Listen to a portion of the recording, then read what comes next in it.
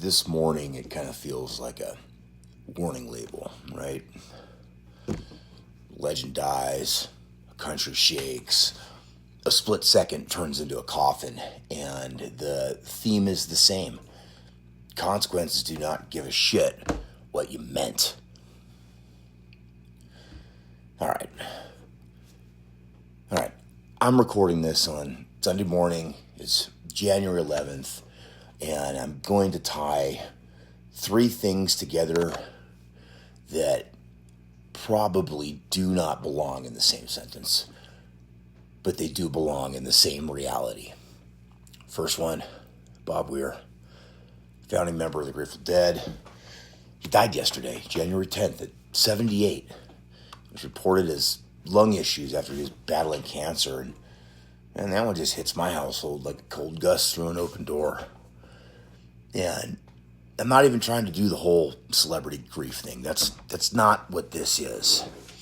It's that the Grateful Dead, that whole culture, it was built around time.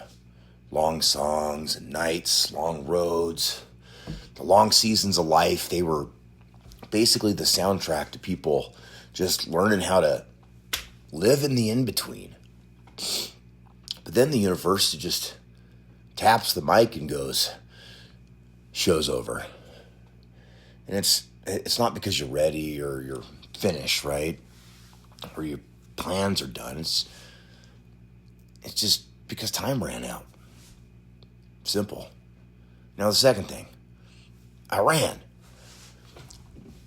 is boiling again, the protests, the unrest, and by the looks of it, the regime is clamping down pretty hard on the people.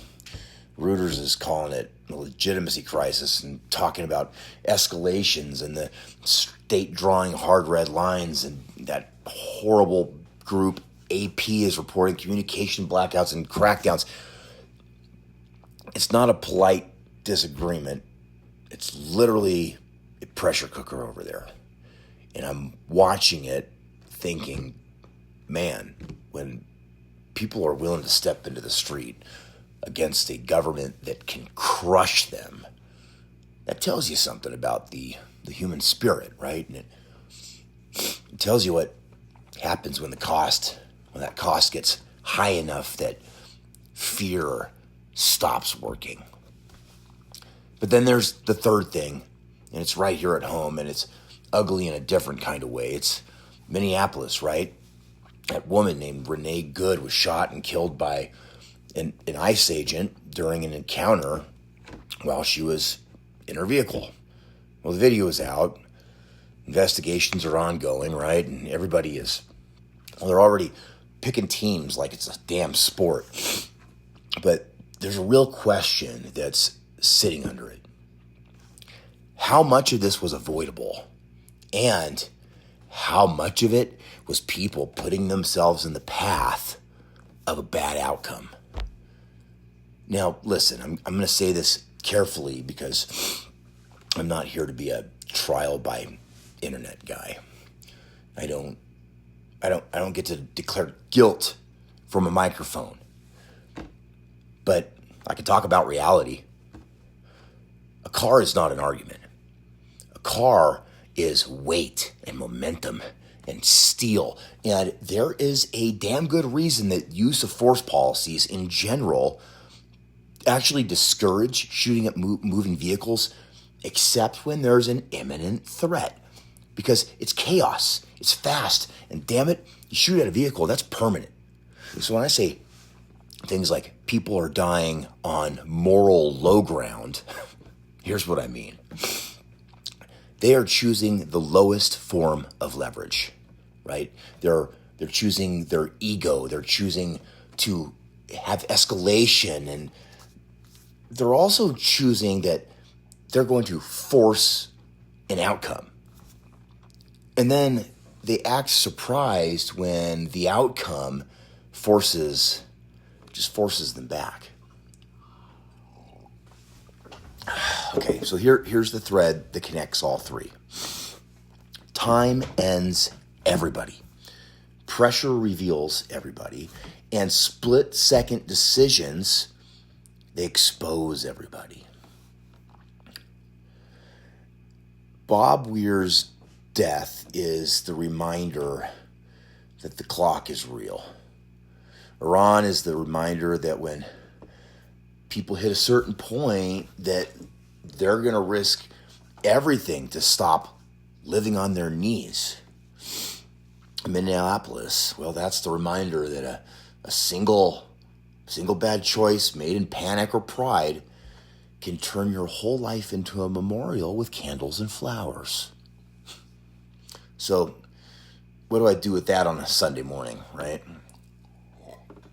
Well, I stop romanticizing the moment, first off, because a lot of people love to live like their feelings are the final authority, right?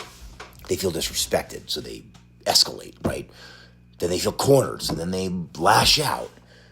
Or they feel righteous, so they take a shortcut. That's fucking moral low ground right there. And it's not because you're a monster or because you're acting like consequences. No, it's because you're acting like consequences aren't real. And that's the lie. Consequences are real. They're the most real thing in the room. And this is where the hard point hour, the hard road hour point comes in, right? And it's not going to be clean and inspirational, but damn it, I hope it's useful. If you want to live longer, right? You want to build more, protect your people, and not end up as a story that somebody else tells. You have to get obsessed with just one skill, and it's called control. Not control of other people, okay? Control of oneself. Control when you're angry, when you're scared, keeping the control when you're tired, or keeping that control when you really want to prove a point. Because when you lose self-control, you start making headline decisions. And the headline never tells the full story. It just tells the ending. So let me turn this into something that you can actually use today. Maybe that I can use too. So before you walk out your front door this morning, before you talk to anybody, or before you let the world grab you by the collar, decide this. I'm not going to climb down into the mud today. I'm not going to let ego drive the truck. I'm not going to trade my future for a hot 10 seconds. If you want a simple rule that saves lives, here it is. Here it is. Don't put yourself in front of outcomes you can't take back. Don't step into the street if you're not willing to pay for the street. Don't turn a vehicle into a weapon. Don't crowd a situation into panic and then act surprised when panic shows up. Don't live like you've got infinite tomorrows, because Bob Weir just proved you don't.